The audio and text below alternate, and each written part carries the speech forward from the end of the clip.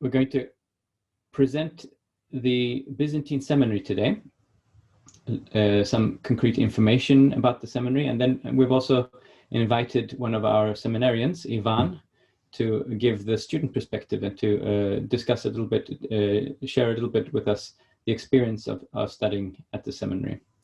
And then we'll also touch a little bit upon the relationship between the seminary and the education which the seminarians go through, its various parts and so on. We do have other videos which specifically deal with those, with the programs. So we encourage you to look at those recordings if you haven't been able to follow live, and also to look at the website at the schedule for the rest of these open days. So welcome everybody, and if you find today's topic of interest, or you know somebody else who would be interested in this, feel free then when the link is available to share it with the prospective students. So I'll begin by presenting myself briefly. My name is Serafim Smensgård. I'm the academic coordinator at the Eastern Christian Studies Department at EHS and at Sankt Ignatios Folkhögskola. We have these two forms of education combined under the umbrella of Sankt Ignatios. I'm also a priest in Heliga Anna of Novgorod's parish in Stockholm under the Antiochian Church, under Archimandrite Jean Mansour, who is the patriarchal vicar for Scandinavia. And Father Jean is also the rector of the Byzantine Seminary. I'm deputy rector under Father Jean, and I've just recently been appointed that position, so I'm also in the process of learning more about life in the seminary and so on. But I will be presenting today. Father Jean's not with us today. If you have any questions, there'll be opportunities to ask those questions towards the end of the talk. But also, if something comes up as we're speaking, this will also be quite conversational. So do feel free also to post some questions in the context of what we're speaking about, so that you remember what it was you wanted to say. That's totally fine. I probably won't be able to see your hands if you raise them. So you can make yourself known if you have a question by activating your microphone. Otherwise, during the presentation, if you would please keep your microphones off so we don't have any interference or feedback. I'm going to invite Ivan to present himself before I give some more practical information about what the seminary is, and then pose some questions to Ivan. So please, Ivan. Thank you, Father. Hello all, my name is Ivan. Am I audible? Yes, all right. I'm a second year of the school, and I belong to the Serbian Orthodox Church here in Denmark, which my parish is. And I'm 31 years old. I live at the seminary in Södertälje with the other students. And that is a little bit about me. If you want to know more details, you will need to ask the questions. But that is, I enrolled on the pastoral program for Sankt Ignatios. My longing is to be at service at the church, whether it be as a diakon to start with, and if God wills, a priest in the future. But that is I've let that pass in God's hands. So that is my occupation for these studies here. Thank you, Ivan, and I will be probing you with more questions, so you'll have we'll have a chance to get to know you a bit more. I just want to start by describing a little bit the structure of the school. We have quite a unique environment at Sankt Ignatios for many reasons. Starting out with the pedagogical models we use, how we learn, how we teach. In Sweden, there are various forms of education, We have academic education, which follows the general international guidelines, what you would expect from university studies, accredited studies, according to European quality standards, which are measurable across different countries. So our accredited courses in our programs are accredited through EHS, Enskilda Högskolan i Stockholm. But we also have another form of education, which is quite particular to Sweden, which is called Folkhögskola, folkbildning. This is a form of education which emerged in the popular movements in Sweden, grassroots movements. And folkbildning has a different pedagogical approach to what one might be used to in higher education. Folkbildning is not a lower form of education, it's a different form of education. Folkbildning is based on premises of emancipation, on giving people a voice, creating agency, and using dialogue as a vehicle for learning and collaborative learning. And as Sankt Ignatios has grown and developed, this combination of these two forms of education has been identified as something quite unique and very applicable to the formation of priests. Often, candidates to the priesthood might need or might feel that they need to choose between rigorous academic study, which tries to approach theology from a very objective point of view, using academic discourse, or they feel that they need to perhaps study in a more formative environment, various kinds of seminaries where really the formation of the priest is central. What we're trying to do at Sankt Ignatios is to combine these two, so we don't have to compromise between them, we don't have to confuse them, but they work as a complement, which means that we can have a very rigorous academic curriculum where students are challenged to enter into academic discourse, to use doubt as a mechanism for progression, to interact with the different theories used in the discourse in theology, giving sound, objective points of view into the subjects, and then at the same time carve out a space alongside this where the formation of the individual in relation to the church, to tradition, to fellow seminarians is really central. And that's how we use Folkhögskola. In Folkhögskola, the focus is not on the individual and their intellectual progression so much as it is the individual as an emerging partner in learning, which means that at the Folkhögskola we really emphasize the fact that you're learning together and that you're collaborating with others, very much using the spoken word and discussion as the main vehicle for learning, learning to differentiate between your own ideas and opinions and those of others, and perhaps most important of all, learning to accurately relate your colleagues or even your opponents' views, which means you should be able to learn to respect other people by being able to articulate their point of view in such a way that they can recognize themselves in that and they can say, yes, you have correctly understood me. And that opens up a whole different kind of learning where we are able to first be in dialogue with others, and then based on the results of our learning, we're able to integrate other perspectives into our worldview. Doesn't mean that we homogenize, that everything becomes the same, but we approach learning as a collaboration with others. And this is very much in line with the process of formation, what is formation? Formation is different from just academic intellectual learning. Formation has to do with, it engages all of your faculties.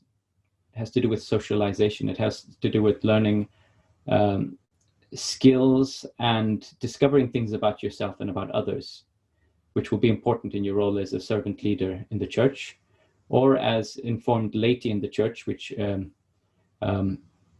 is also an important role which we emphasize. What are these characteristics which emerge when you interact at Folkhögskola, and more specifically in the seminary? First of all, love is our guiding principle. It's the foundation, the bulwark of Christianity. And how do you study love? How do you learn love at the academy? Even speaking about development in terms of love would be suspect in the academy. It's not the right forum, really. But at Folkhögskola, and especially at the seminary, we emphasize love. We need to be able to form a generation of leaders which is not afraid to talk about love, to emphasize love. Love needs to be lived. Love needs to be learned in a real situation, not just in a theoretical, artificial situation. We also emphasize the need to learn humility. It's all very well to have ideals, but when you live together with others, especially when you live for any length of time together with others, you will undoubtedly have plenty of opportunities to test your values in practice, and to also discover things about yourself, discrepancies perhaps between what you believe and how you actually react, and so on. And this is all something which exists in the life of the seminary naturally, by virtue of living together, which could be quite difficult to systematize in some kind of a syllabus. We could say that the seminary is the context or the syllabus for these formational things, which are elusive if we try to approach them too objectively. There are also things we can learn, doctrines, teachings, methods, which are perhaps more objective, which can be studied more objectively. Then there are aspects of the faith and aspects of the calling as servant leaders, which are perhaps more intuitive and require socialization rather than explicitly dissecting them, so to say. This requires, of course, an environment with a certain culture which has been built up, which is what we strive to do in the seminaries, in the school as a whole, but then in each of the seminaries individually. Which brings me to this second aspect, which makes education at Sankt Ignatios quite unique. And that's the fact that we have the opportunity, and we are blessed to be able to study together with brothers and sisters from the different Orthodox traditions under the same umbrella. This is a challenge, but it's one which is very fruitful. What is the challenge then? The challenge is to learn and maintain and develop one's own tradition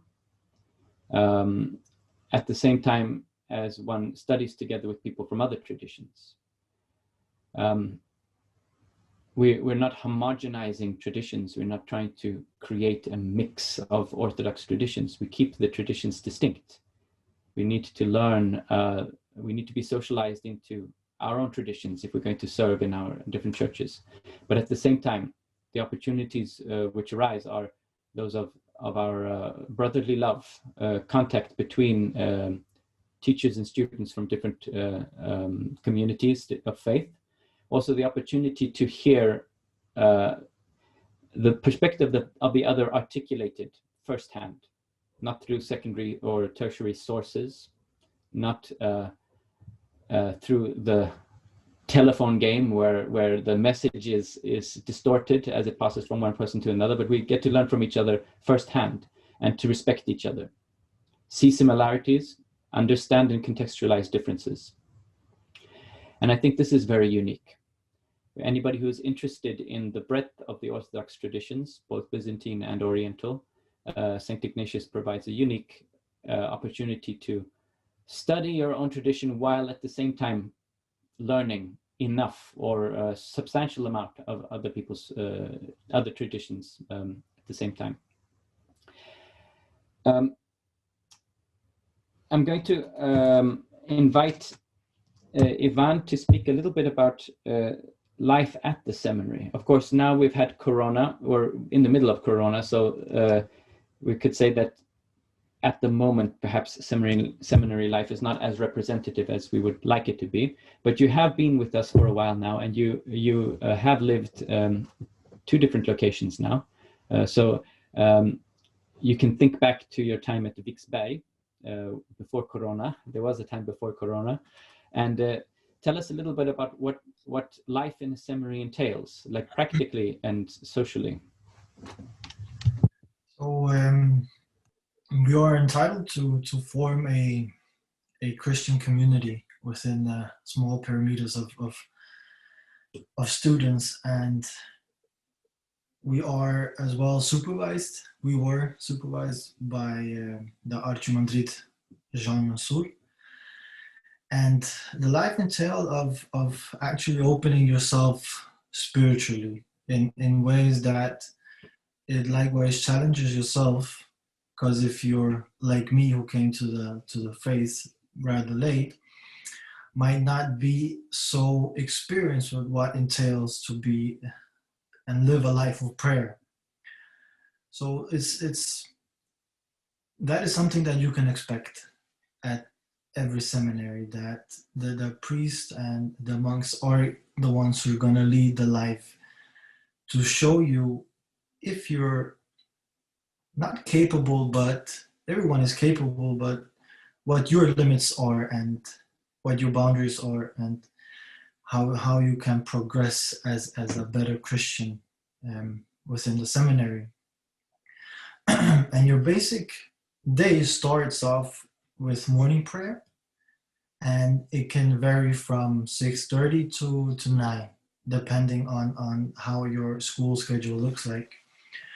And after prayer, you usually sit together and eat breakfast, which is done as well, prepared by either shifts or whoever. I mean, you make a program, so it's more or less within a structure. And then you have lessons, you go to school. At the school, we have, last year we had approximately of 4 hours of lectures, depending, sometimes more, sometimes was less. After the lectures, we had an evening prayer, which was also done together. And then you go to your seminary, and that's where you start the life as a seminarian. But within these structures of resemblance, not just a monastery, but to have this feeling, as I mentioned before, this meaning of spirituality, to be in some ways elevated in knowing your self-reflection. And that is also done with the supervisors. And I know supervision is not the best word for a priest or a monk who's there to take care of you, but they are more or less there to help you in your struggles and in your goodness, and to keep you growing as a Christian. And then the day continues with dinner, with evening prayers and homework, and that's more or less it. It can vary where we visit the other seminarians, the Tewahedo seminarian, the Syriac Orthodox seminarians, and it's to getting to know each other as well better on levels, and understanding that Christianity is not a singularity, but very indeed a plurality in different forms of people. So this is something that one day looks like. Yes, Father. Thank you. It would be a good place for me to contextualize the size of the seminaries, I would characterize our seminaries as quite scalable. It really depends on the influx of students. And our seminaries are at, perhaps you could say, at different stages of development, which is quite interesting, because then we have like a spectrum of development across the seminaries, depending quite a lot on the number of students we have. So Father Afaverki is with us here, I see, and the Tewahedo Seminary is a very, well, it's a relatively large seminary in our organization, lots of students, and of course that means that things develop in a certain way. The Byzantine Seminary is currently one of the smallest ones, I think. During Corona, I think you're the only student, only Byzantine student at the seminary right now. Of course, we hope that changes after Corona. But in the case of the Syriac Seminary, we have quite a few seminarians as well. Currently, this year and next year going forward, depending on how many students we get, the building, the seminary itself, houses both the Coptic students and the Byzantine students. So this is an interesting experience. Probably won't last for too long, because eventually we will have a separate building for each of them. So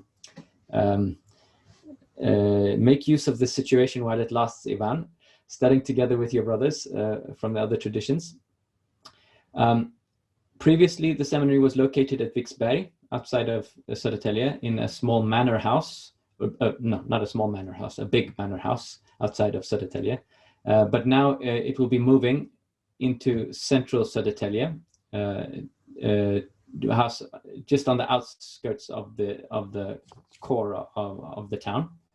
So it'll be within walking distance to everything you need in Södertälje, and also to the school facilities themselves, and to Sankta Maria Church, which is the Antiochian cathedral, which is located together in the same building as Sankt Ignatios School and offices.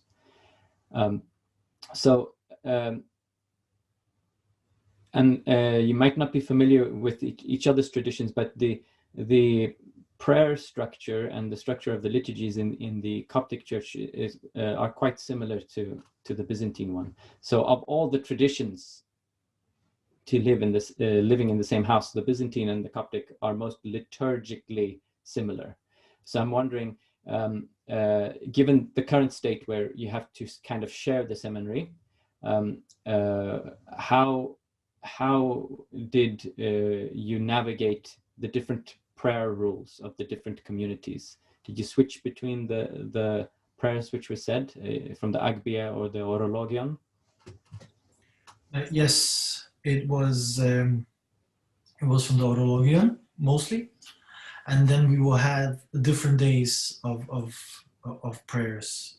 For example, on Mondays it will be a Byzantine prayer in the morning, and then the next day it could be a Coptic. So we used to switch it up like that. Yeah, and this is of course a temporary solution. As the seminaries grow, each seminary will have their own chapel and follow their own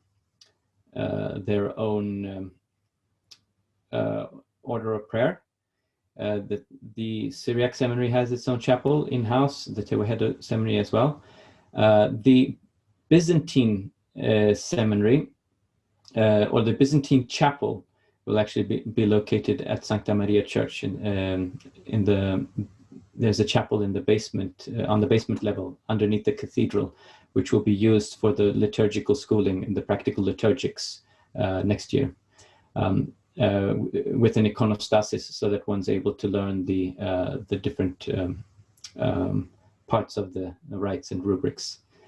But there's always a prayer space within the house for the devotional life of the house itself. And you live together with the priest then, Father Jean. I'm wondering, Ivan, you say that you told us that you came to the faith not too long ago. And I'm wondering if you could share with us a little bit about the challenges and the benefits from your personal perspective of living in this structure, structure of prayer, learning to pray together and so on? Yes, of course. I was 29, so that was pretty late of coming to faith, but we have people who are not introduced when they are children. As a Serbian, we are baptized as infants, but we had a rough history of communism for more or less almost 80 years, and this period brought a lot of non-faithfulness for the Serbian people. And that likewise influenced my family. So I, thank God, got back to the faith when I was 29, meaning that your entire view of what the meaning of life is. I'm not saying that I have all the answers, but I can give some answers. That your perspective of relationships, from brother to brother, sister to sister, man and wife, children, and etc. It gives you a perspective of how it should be and how to achieve this goal on here on earth as a human being. And to involve yourself into a life of prayer needs a lot of discipline, for especially me.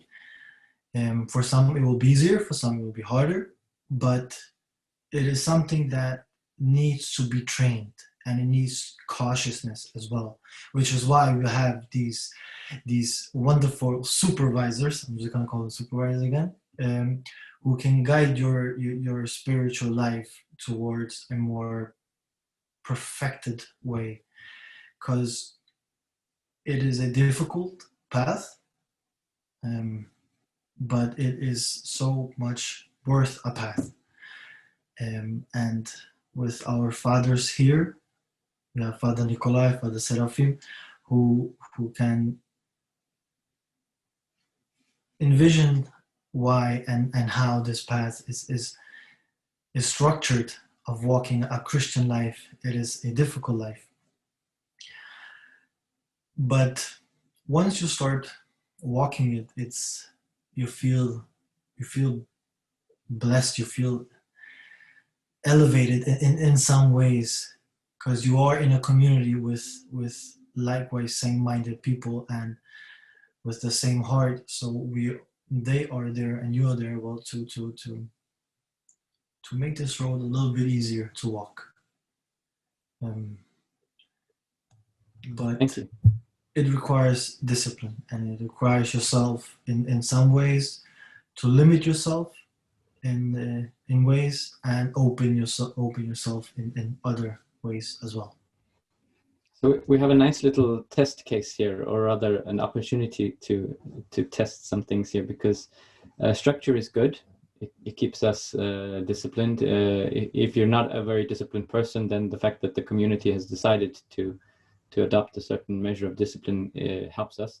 But now during Corona, when we've been at home, you've been in Denmark for a while and so on, it would be interesting to know, does this carry over when you're by yourself, or does it collapse once you're outside of the structures? It's definitely harder, but you have to think about faith blooms not in a location, it blooms in yourself. So it does not matter if you are in a monastery or if you are in the heart of a city.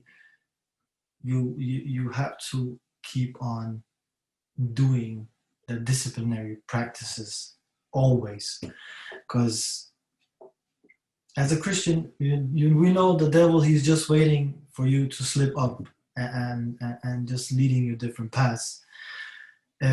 So not being at the seminary makes it harder, because it just does. There are a lot of temptations and challenges in the city, but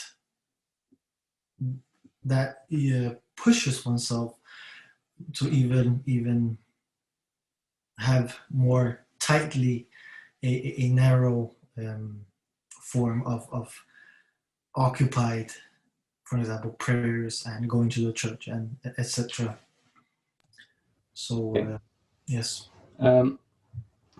A few more practical issues here. Study in the seminary or living in the seminary while you study the PPP program is mandatory for first-year students. If you're going to go through the program, you have to stay at the seminary.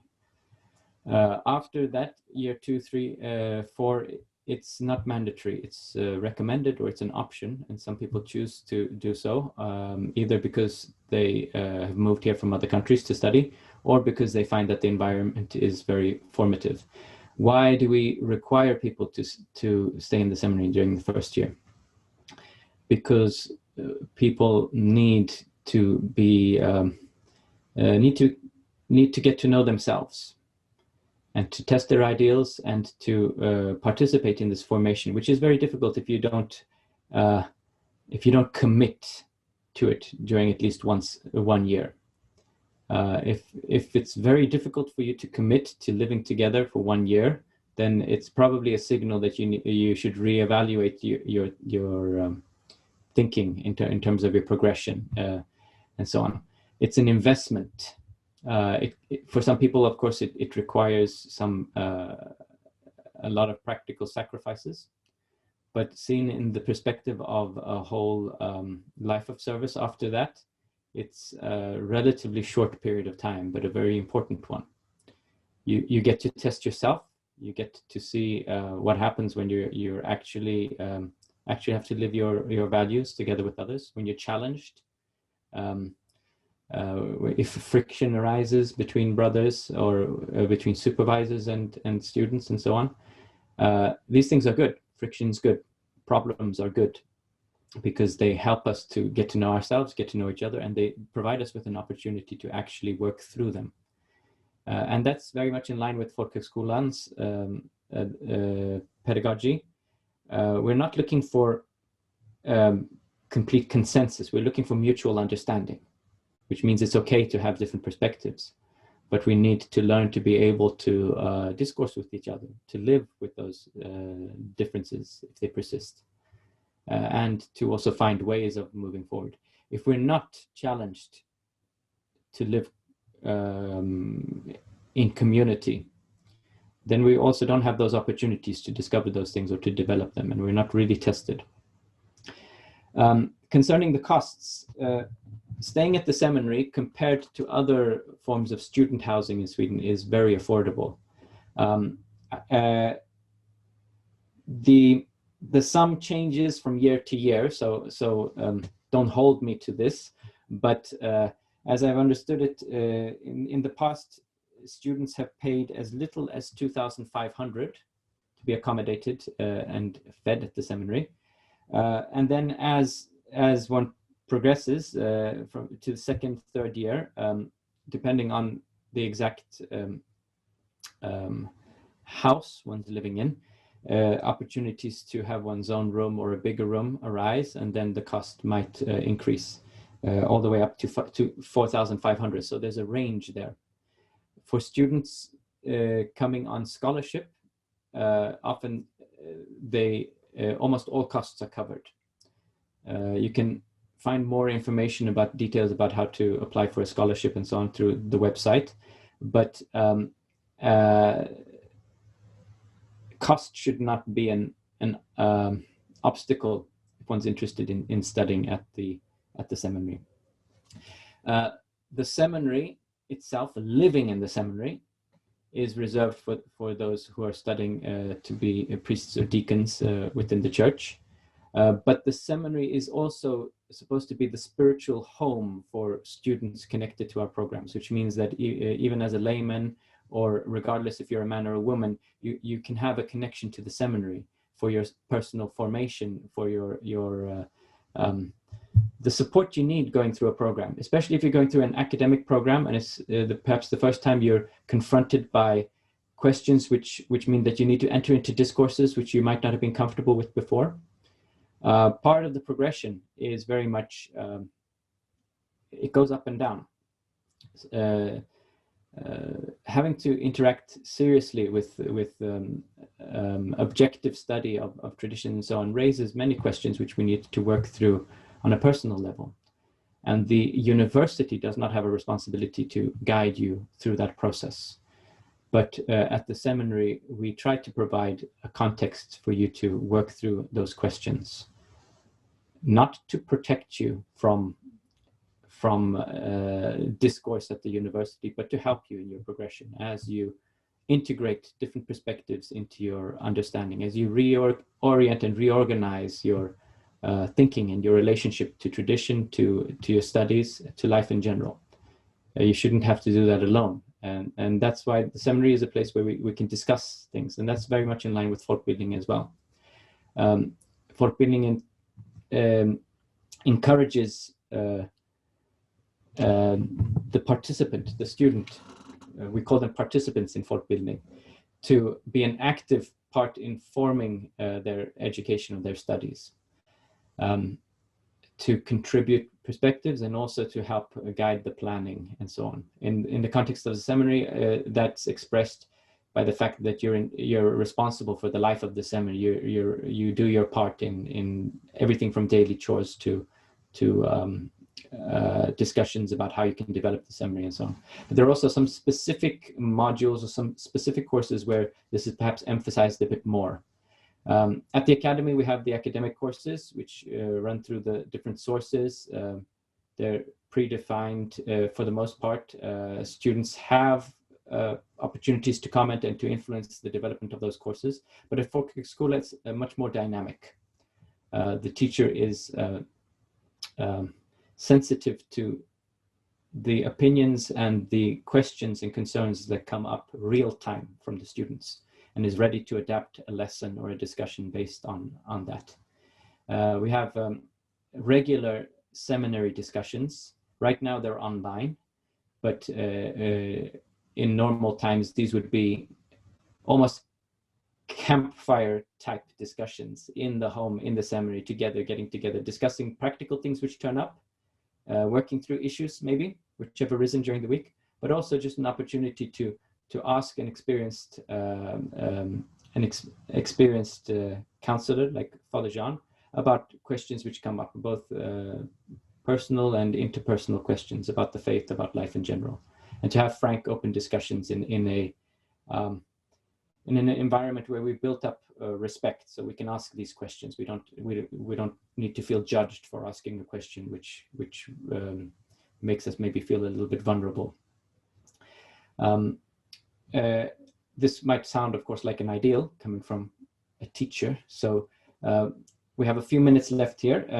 Before we take questions, I just ask one question, then my final question to Ivan. Then, how have you been able to influence life at the seminary? How have your perspectives been integrated into what happens in the seminary? So, I mean, you just implement how you are as a person. You want to be who you are, and you want to get to know yourself better, and by progression as a fellow man, you are automatically contributing to the community. But it is to do the work what needs to be done at the seminary as well. Help the brothers come to prayer, help with whatever needs to be done. So instead of pulling each other down, we try to pull each other up. When there is weaknesses at studying, when there's weaknesses at cooking food, when there's weaknesses at cleaning, and just these formal, and when there's weakness with prayer, which is one of the more harder things to keep up. So that is constantly knowing our each other's weaknesses, and just trying to minimize them as much as possible. Thank you.